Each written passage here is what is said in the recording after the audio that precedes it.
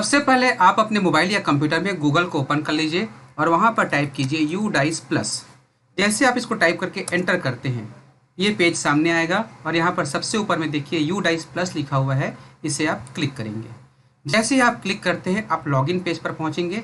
यहाँ पर आप अपने स्कूल का ID और पासवर्ड को फिलअप करेंगे। मैं तुरंत फिलअप करता हूँ अपने स्कूल का ID और पासवर्ड फिलअप करने के बाद यहाँ पर कैप्चा कोड को डालना है। यदि आप अपना ID और पासवर्ड को भूल गए हैं तो नया पासवर्ड आप किस प्रकार से बना सकते हैं उसके लिए हमने एक अलग से वीडियो बनाया है, उसे आप देख लीजिए। उस वीडियो को जो है आप यहाँ से क्लिक करके भी प्राप्त कर सकते हैं, इस वीडियो के लास्ट में भी प्राप्त कर सकते हैं और इसी वीडियो के डिस्क्रिप्शन बॉक्स पर भी प्राप्त कर सकते हैं। अब यहाँ से आप लॉगिन को क्लिक कर दीजिए।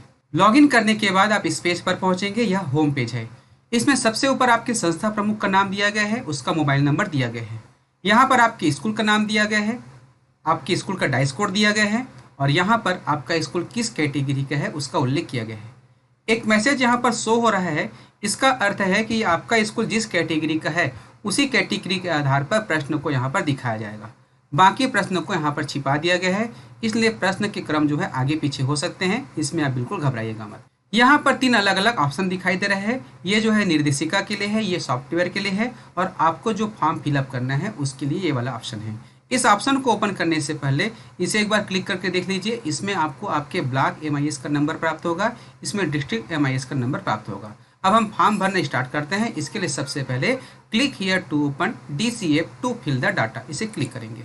क्लिक करने के बाद आप इस पेज पर पहुंचेंगे जहां पर सबसे पहले इंपॉर्टेंट नोट्स दिखाई दे रहे हैं, इसे आप पढ़ लीजिए। इसमें कहा गया है कि डाटा को सबमिट करने से पहले आप कंफर्म हो जाइए कि आपका स्कूल का नाम, कैटेगरी, लोवेस्ट और हाईएस्ट क्लास और स्कूल मैनेजमेंट का जो उल्लेख है वो बिल्कुल सही है। यदि उसमें किसी भी प्रकार के करेक्शन कराना है तो ब्लॉक MIS से आप संपर्क कर सकते हैं। उसके बाद यहाँ पर ओके को क्लिक कर दीजिए। अब यहाँ पर देखिए जो भी जानकारी यहाँ पर देख रहे हैं वो इंग्लिश में लिखा हुआ है। यदि आप चाहें तो इंग्लिश में फिलअप कर सकते हैं। यदि आपको इन सभी को हिंदी में समझना है तो यहाँ पर लैंग्वेज का एक ऑप्शन है, उसमें हिंदी को आप क्लिक कर दीजिए। ये पूरा पेज जो है हिंदी में आपके सामने दिखाई देगा और यहाँ पर एक महत्वपूर्ण लेख है, उसे पढ़ लीजिएगा।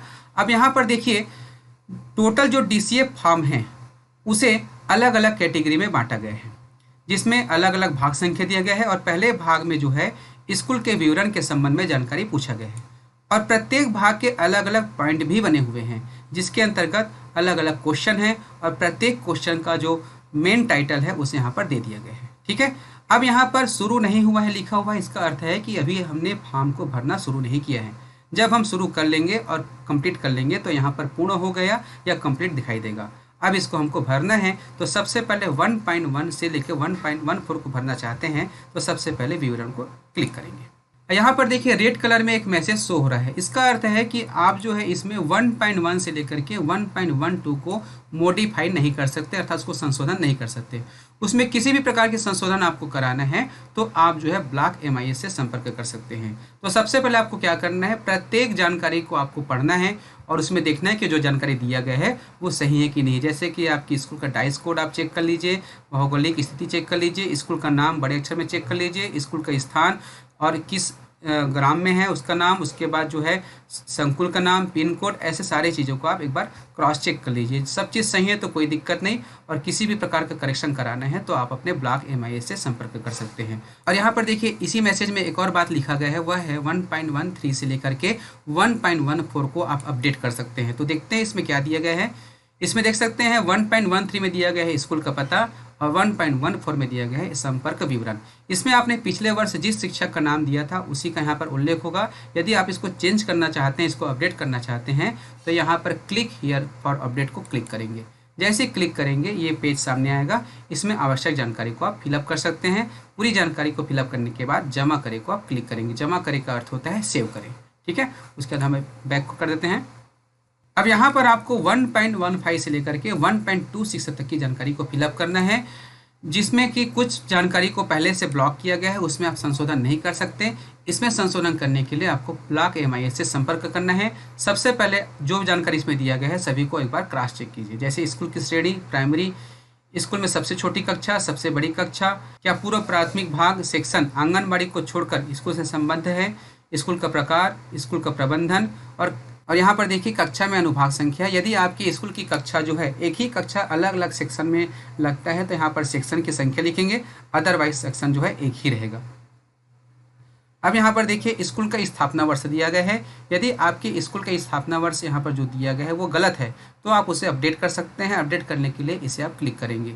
उसके बाद स्कूल की मान्यता वर्ष, इसमें भी यदि किसी प्रकार से चेंजेस करना है तो इसे आप मैनुअली टाइप कर सकते हैं। उसके बाद देखिए यहाँ पर स्कूल को उन्नयन बनाने का वर्ष। उन्नयन क्या होता है? यदि हम प्राथमिक से मिडिल स्कूल बना है, हमारा स्कूल मिडिल से हाई बना है, हाई से हायर बना है, तो वो कहलाता है उन्नयन।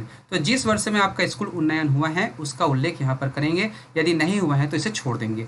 यहाँ पर देखिए क्या आपका स्कूल CWSN संबंधी है? यदि हाँ है तो हाँ, नहीं है तो नहीं। क्या आपका स्कूल पाली में लगता है? हाँ है तो हाँ, नहीं है तो नहीं। क्या आपका स्कूल आवासीय है? हाँ और नहीं को यहाँ पे क्लिक करेंगे। यदि इसमें पहले आपने नहीं किया था और अब जो है आपका स्कूल आवासीय हो गए हैं तो यहाँ पर क्लिक हियर फॉर अपडेट करके आवश्यक जानकारी को फिलअप कर सकते हैं। और अगला प्रश्न देखिए, क्या यह अल्पसंख्यक समुदाय द्वारा संचालित स्कूल है? हाँ है तो हाँ, नहीं है तो नहीं। यदि हाँ होगा तो इसमें कुछ जानकारी और पूछा जाएगा, उसे आप पढ़ करके भर सकते हैं। अब यहाँ पर प्रमुख रूप से देखिए इन तीनों बॉक्स पर, जिसमें एक में लिखा है जमा करें और आगे, और तीसरा दिया है आगे। इन तीनों में अंतर क्या है उसको समझिए। यदि आप फॉर्म को एक ही सीटिंग में नहीं भरना चाहते, अर्थात आज थोड़ा फॉर्म भर लिए, बाकी जानकारी को कल भरना चाहते हैं, उसके बाद और अब कभी भरना चाहते हैं, तो आप क्या करेंगे, जब भी फॉर्म में जानकारी फिलअप करेंगे आप यहाँ पे जमा करें को क्लिक करेंगे, उसके बाद पेज से बाहर हो सकते हैं। यदि आप एक ही सीटिंग में भरना चाहते हैं, अर्थात एक बार आप फॉर्म भरना शुरू किए और कंप्लीट भर के उठना चाहते हैं, तो आप क्या करेंगे, जमा करें और आगे को क्लिक करेंगे। यदि आपको केवल यह देखना है कि इस DCA फॉर्म में आपको क्या क्या जानकारी फिलअप करना है, तो आप जो है आगे को क्लिक करेंगे। मैं यहाँ पर आगे को क्लिक कर रहा हूँ। जैसे ही आगे को क्लिक करते हैं अगला पेज सामने आता है, जिसमें आपको 1.27 से लेकर के 1.39 तक की जानकारी को फिलअप करना है, जो कि भाषा से संबंधित है। अब यहाँ पर देखिए अलग से कोई मैसेज नहीं दिया गया है, इसका अर्थ है जो जानकारी इसमें पूछा गया है सभी जानकारी को आपको फिलअप करना है। यहाँ पर देखिए क्या अधिकांश छात्रों को प्राथमिक स्तर पर उसकी मातृभाषा में पढ़ाया जाता है? इसे पहले से टिक किया हुआ है। ये सारी जानकारी जो है आपके द्वारा पिछले वर्ष दी गई जानकारी के आधार पर है। इसमें जो भी अपडेट करना चाहते हैं केवल उसी को आपको बदलने की आवश्यकता होगी, अन्यथा सारी चीज़ों को आप जो है एक बार क्रॉस चेक कर लीजिए। ठीक है, यहाँ पर आप पढ़ते जाइए और क्रॉस चेक करते जाइए, जो आवश्यक है उसे आप फिलअप करते जाइए। ठीक है, अब इसमें देखिए प्रमुख रूप से आपको क्या ध्यान देना है। यहाँ पर आप देख सकते हैं सभी सेक्शन के लिए स्कूल की रूपरेखा, शिक्षण दिवसों की संख्या यहाँ पर पूछा गया है। तो शिक्षण दिवसों की संख्या, और यहाँ पर स्पष्ट कहा गया है कि गत शैक्षिक वर्ष। तो गत शैक्षिक वर्ष का अर्थ है 2019-20 में, क्योंकि अभी हम डाटा भर रहे हैं 2020-21 के लिए, तो गत शैक्षिक वर्ष का अर्थ होगा इसका ठीक एक साल पहले, अर्थात 2019-20। तो 2019-20 में आपका स्कूल कितने दिन लगा था उसकी संख्या यहाँ पर देना है। उस सत्र में बच्चों का जो औसत स्कूल समय था वो कितना था, इसे यहाँ पर लिखना है। उसी प्रकार यहाँ पर अध्यापक द्वारा औसत कार्य समय को यहाँ पर लिखना है। ठीक है, अब यहाँ पर सारी जानकारी को फिलअप करने के बाद आप अपनी आवश्यकता अनुसार से जमा करें या आगे को क्लिक कर सकते हैं। मैं यहाँ पर आगे को क्लिक कर रहा हूँ। ठीक है, अब अगली पेज पर पहुँचते हैं, जहाँ पर आपको CCE के संबंध में जानकारी फिलअप करना है। यदि आपके स्कूल में CCE लागू है तो हाँ को क्लिक करेंगे, यदि नहीं है तो नहीं को क्लिक करेंगे। यदि हाँ है तो क्या छात्रों का जो रिकॉर्ड है मेंटेन किया जाता है? यदि हाँ तो हाँ को, नहीं है तो नहीं। छात्रों के रिकॉर्ड मेंटेन करने के बाद क्या उसके रिकॉर्ड को माता पिता को दिखाया जाता है? तो यहाँ पर आप जो है हाँ है तो हाँ करेंगे, नहीं है तो नहीं क्लिक करेंगे। अब यहाँ पर देखिए एक और प्रश्न है, महत्वपूर्ण प्रश्न। क्या कोई स्कूल से बाहर वाले बच्चे स्कूल में नामांकित है और विशेष प्रशिक्षण ले रहे हैं? यदि हाँ है तो हाँ करेंगे, नहीं है तो नहीं करेंगे। यदि हाँ होगा तो यहाँ पर और जानकारी आपको फिलअप करना होगा, जो कि क, ख, ग, घ, अंग, च तक की जानकारी है। यहाँ पर 1.44 में देखेंगे वर्तमान वर्ष में उपचारिक प्रशिक्षण ले रहे विद्यार्थियों की संख्या। अब यहाँ पर वर्तमान वर्ष का उल्लेख है, अर्थात सन 2020-21 में जो उपचारिक प्रशिक्षण ले रहे हैं उन विद्यार्थियों की संख्या को डालना है। यहाँ पर देखिए शैक्षिक सत्र कब शुरू होता है, अर्थात आपके स्कूल का जो शैक्षिक सत्र है कब शुरू होता है। यदि जनवरी महीना में है तो 01 लिखेंगे, चूँकि यहाँ पर जून लिखा हुआ है, हमारा स्कूल जून में ओपन होता है और ये सही है, इसलिए इसमें किसी प्रकार से लिखने की आवश्यकता नहीं है। आप अपने स्कूल के अनुसार से इसको क्लिक कर सकते हैं। अब देखिए क्या वर्तमान शैक्षिक वर्ष में पाठ्य पुस्तकों का पूरा सेट प्राप्त हुआ था? तो वर्तमान का अर्थ क्या हुआ, सन 2020-21 में यदि पाठ्य पुस्तकों का पूरा सेट प्राप्त हुआ था तो हाँ को क्लिक करेंगे, नहीं तो नहीं को क्लिक करेंगे। यदि हाँ है तो वर्तमान शैक्षिक वर्ष में पाठ्य पुस्तकें कब प्राप्त हुई थी, जिस माह में प्राप्त हुआ था उसका यहाँ पे उल्लेख करेंगे। ठीक है, क्या स्कूल को गत शैक्षिक वर्ष में ग्रेडेड अनुपूरक सामग्री प्राप्त हुई थी? तो गत शैक्षिक वर्ष क्या हुआ? पिछला वर्ष 2019-20। तो यहाँ पर हाँ है तो हाँ, नहीं है तो नहीं क्लिक करेंगे। उसके बाद देखिए निःशुल्क पाठ्य पुस्तकों, शिक्षण प्रशिक्षण सामग्री, टीएलएम और खेल संबंधी जो जानकारी है उसको नीचे में आपको फिलअप करना है। ये जानकारी जो है वर्तमान शैक्षिक वर्ष के आधार पर होगा। वर्तमान शैक्षिक वर्ष अर्थात सन 2020-21 के आधार पर यहाँ पर जानकारी को फिलअप करना है कि क्या निःशुल्क पाठ्य पुस्तकों का पूरा सेट प्राप्त किया गया था? हाँ है तो हाँ, नहीं है तो नहीं। इसी प्रकार टीएलएम के संबंध में, इसी प्रकार खेलकूद के संबंध में आप आवश्यक जानकारी को फिलअप कर सकते हैं। अब यहाँ पर देखिए गत शैक्षिक वर्ष के दौरान स्कूल के दौरों की संख्या। तो गत शैक्षिक वर्ष अर्थात सन 2019-20 में जितने भी आपके यहाँ स्कूल के दौरे हुए हैं, स्कूल की चेकिंग हुई है, उन सभी की संख्या को यहाँ पर लिखना है। और सारी जानकारी को फिलअप करने के बाद आप जो है जमा करें को यूज़ कर सकते हैं, या जमा करें और आगे को, या जो है आगे को। ये कब करना है जमा करें को कि आप इतना अभी भर लिए, बाकी जानकारी आप बाद में भरना चाहते हैं तो जमा करें को क्लिक करेंगे, और इसके बाद की जानकारी को अभी तुरंत भरना चाहते हैं तो जमा करें और आगे को क्लिक करेंगे, और सिर्फ देखना चाहते हैं तो आगे को क्लिक करेंगे। मैं आगे को क्लिक कर रहा हूँ।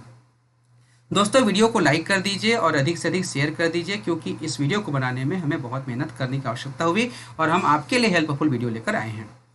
अब यहाँ पर देखिए आपको जो है 1.50 से लेके 1.51 की जानकारी भरना है, जो कि प्रबंधन के संबंध में है। क्या स्कूल प्रबंधन समिति अर्थात एसएमसी का गठन आपके स्कूल में किया गया है? हाँ है तो हाँ, नहीं है तो नहीं। यदि हाँ है तो कुछ और जानकारी एसएमसी के संबंध में नीचे पूछा गया है, उसे आपको फिलअप करना है। जैसे कि एसएमसी में सदस्यों की कुल संख्या, आपके एसएमसी में कितने सदस्य हैं, कितने पुरुष हैं, कितनी महिला है, पूछा गया है। यहाँ को जो जानकारी दिया गया है वो पूर्व वर्ष में भरी गई जानकारी के आधार पर है। आप जो है इसे अपडेट कर सकते हैं। अब इसमें प्रमुख रूप से इस बात का उल्लेख अब यहाँ दिया गया है, क्या एसएमसी के लिए अलग बैंक खाता रखा गया है? हाँ है तो हाँ, और नहीं है तो नहीं है। चूंकि विगत वर्ष देना बैंक जो है बैंक ऑफ बड़ौदा में मर्ज हो चुका है, अतः खाता नंबर अब चेंज हो चुका होगा। यदि आपका स्कूल का खाता भी देना बैंक में था तो नया खाता अपडेट कर दीजिए। इसी प्रकार यदि आपके स्कूल का खाता चेंज हो चुका है तो नया खाता जो है आप इसमें अपडेट कर सकते हैं। उसके बाद जो है आपको यहाँ पर उचित के विकल्प को चयन करना है, फिर आगे बढ़ना है। हम आगे बढ़ते हैं। अब जो है हम 2.1 से 2.6 में पहुंच गए। इसका अर्थ है कि हम सेक्शन 2 पर पहुंच गए। सेक्शन 2 में देख सकते हैं जो पहला प्रश्न है, स्कूल में भौतिक सुविधाएं और उपकरण। तो स्कूल में भौतिक सुविधाएं और उपकरण के अंतर्गत पहला प्रश्न है स्कूल की भवन की स्थिति। तो स्कूल की भवन की स्थिति जो है, यदि गवर्नमेंट है तो गवर्नमेंट लिखेंगे, प्राइवेट है तो प्राइवेट लिखेंगे। इसमें से आप सिलेक्ट कर लेंगे, जो उचित का आपके लिए लगता है उसे आप क्लिक कर देंगे। उसके बाद स्कूल भवन का प्रकार। स्कूल भवन का प्रकार में आप देख सकते हैं कुल भवन ब्लॉक संख्या में से निम्न की संख्या। भवन ब्लॉक संख्या का मतलब होता है कि स्कूल में आपकी कितने बिल्डिंग है। ठीक है, यदि आपके स्कूल में अलग अलग बिल्डिंग की संख्या है तो आप उसको यहाँ पर लिखेंगे। जैसे मेरे स्कूल में 3 बिल्डिंग है, 3 भवन है, तो यहाँ पर 3 लिखेंगे, जिसमें से पक्का 3 ही है। ठीक है, आंशिक रूप से पक्का ये सारे चीज़ जो है 0 है। ठीक है, आप अपने स्कूल के अनुसार से इसको सेट कर लेंगे। उसके बाद देखिए यहाँ पर 4 दीवारी का प्रकार अर्थात बाउंड्री वॉल के संबंध में पूछा गया है। इसके लिए यहाँ पे आप क्लिक करके जो उचित का विकल्प है उसे आप क्लिक कर सकते हैं आपके स्कूल के आधार पर। अब यहाँ पर स्कूलों में उपलब्ध पठन कक्षों अर्थात क्लासरूम की संख्या पूछा गया है। तो यहाँ पर देखिए क्लासरूम की संख्या के संबंध में अनुदेशात्मक प्रयोजनों शिक्षण हेतु उपलब्ध पठन कक्षों की संख्या अर्थात टोटल क्लासरूम की संख्या यहाँ पर पूछा गया है। इसमें से कितने जो है निर्माणाधीन है और कितने जो है जीर्ण शीर्ण की अवस्था में यह पूछा गया है। आप उसे क्लिक कर सकते हैं। ठीक है, आप उसमें जानकारी को फिलअप कर दीजिएगा। यहाँ पर अगला देखिए, इस प्रश्न को पढ़िए और इसमें जो जानकारी है इसको फिलअप करना है। अब यहाँ पर स्कूल में उपलब्ध पठन कक्षों में से भिन्न कक्षों की कुल संख्या यहाँ पर फिलअप करना है। यदि आपके स्कूल में ऐसे भी कमरे हैं जहाँ पर अध्यापन कार्य नहीं होता, उसका अलग यूज होता है, तो उसकी संख्या को यहाँ पर लिखना है।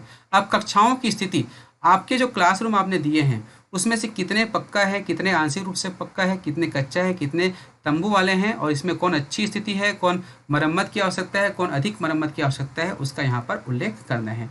उसके देखिए क्या स्कूली सुविधाओं को बढ़ाने के लिए भूमि उपलब्ध है, अर्थात आपके पास यदि भूमि उपलब्ध है आपके स्कूल के लिए तो हाँ करेंगे, नहीं है तो नहीं करेंगे। क्या प्रधान अध्यापक के लिए अलग कक्ष उपलब्ध है, यदि प्रधान पाठक कक्ष बना हुआ है तो हाँ करेंगे, अन्यथा नहीं करेंगे। ठीक है, अब यहाँ पर जमा करें या फिर जमा करें और आगे बढ़े या फिर आगे को क्लिक करेंगे। आप चूँकि फॉर्म को फिलअप कर रहे हैं इसलिए दोनों में से एक को क्लिक करेंगे। चूँकि मैं यहाँ पे बता रहा हूँ कि कौन कौन सा यहाँ पे जानकारी भरना है, इसलिए मैं यहाँ पर आगे को क्लिक कर रहा हूँ। ठीक है, यहाँ पर आपको कुछ प्रमुख चीज़ों की जानकारी को फिलअप करना है, जैसे कि है शौचालय सुविधा।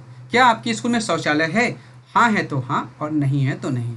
यदि हाँ होगा तो शौचालय के संबंध में कुछ और जानकारी पूछा गया है, जिसे आप इन सभी चीज़ों को पढ़ करके उसकी आवश्यक जानकारी को फिलअप कर सकते हैं। उसी प्रकार मूत्रालय अर्थात यूरिनल के संबंध में भी जानकारी पूछा गया है, उसकी संख्या को यहाँ पे लिखिएगा और उसके संबंध में यहाँ पर कुछ और बात पूछा गया है, उसे आप पढ़ के उत्तर दीजिएगा।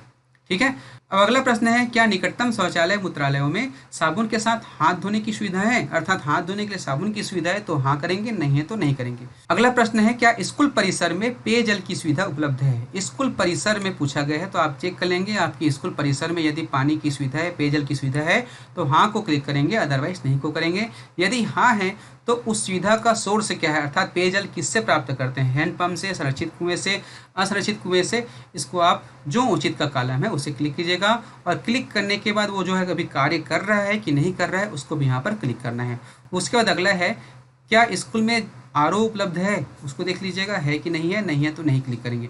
ध्यान दीजिएगा, हाँ के लिए ये वाला बक्स है, नहीं के लिए ये वाला बक्स है। एक नज़र से दिखने से ऐसा लगता है यहाँ पर हाँ को टिक हुआ है, जबकि देख सकते हैं हाँ के पहले एक छोटा सा गोला बना हुआ है, तो हाँ के लिए यहाँ पे टिक करेंगे, नहीं के लिए इसमें टिक करेंगे। हाँ लेकिन कार्य नहीं कर रहा है तो यहाँ पे टिक करेंगे। उसी प्रकार इस प्रश्न को पढ़िएगा। उसी प्रकार यहाँ पर, क्या स्कूल में वर्षा जल रेन वाटर हार्वेस्टिंग की सुविधा है तो है, नहीं तो नहीं करेंगे। ठीक है। अगला प्रश्न है, क्या भोजन से पहले और बाद में साबुन से हाथ धोने की सुविधा उपलब्ध है। देखिए इसमें जो जानकारी पूछा गया उसको बिल्कुल ध्यान से भरिएगा, क्योंकि इसी आधार पर डाटा जो है वहाँ पे सेव होता है। ठीक है। उसके बाद अगला प्रश्न है, क्या भोजन से पहले और बाद में साबुन से हाथ धोने की सुविधा उपलब्ध है। हाँ है तो हाँ और नहीं है तो नहीं। यदि हाँ है तो हाथ धोने के स्थानों की संख्या यहाँ पर लिखना है। ठीक है।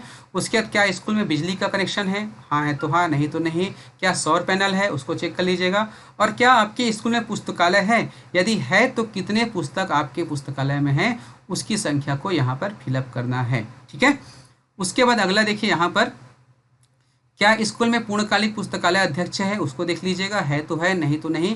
उसी प्रकार सारे प्रश्नों को आप पढ़ते जाइएगा, जो उचित का कॉलम है उसे आप क्लिक करेंगे। पूरी जानकारी भरने के बाद आप जो है नीचे जमा करें या जमा करें और आगे बढ़े में दोनों में से एक को क्लिक करेंगे। मैं आगे को क्लिक कर रहा हूँ। उसके बाद आप इस पेज पर पहुंचेंगे जहां पर स्कूल में उपलब्ध सुविधाओं और उपकरण के संबंध में जानकारी पूछा गया है। यहाँ पर आप देख सकते हैं आपके स्कूल में क्या क्या सामग्रियां हैं जिसके संबंध में आपको जानकारी देना है, उसे पढ़ लीजिए। ऑडियो विजुअल जन संबोधन प्रणाली अर्थात माइक सिस्टम आपके यहाँ है कि नहीं है तो है और नहीं है तो नहीं। उसके बाद बायोमेट्रिक उपकरण, यदि है तो है और नहीं तो नहीं। उसके बाद देख सकते हैं नीचे में उसके संबंध में कुछ निर्देश दिया गया, उसको आप पढ़ सकते हैं। उसके बाद जमा करें और आगे बढ़े को क्लिक करेंगे। मैं आगे को क्लिक कर रहा हूँ। ठीक है। अब अगला पेज देखते हैं। इसमें जो है कंप्यूटर और डिजिटल उपकरण के संबंध में जानकारी पूछा गया है।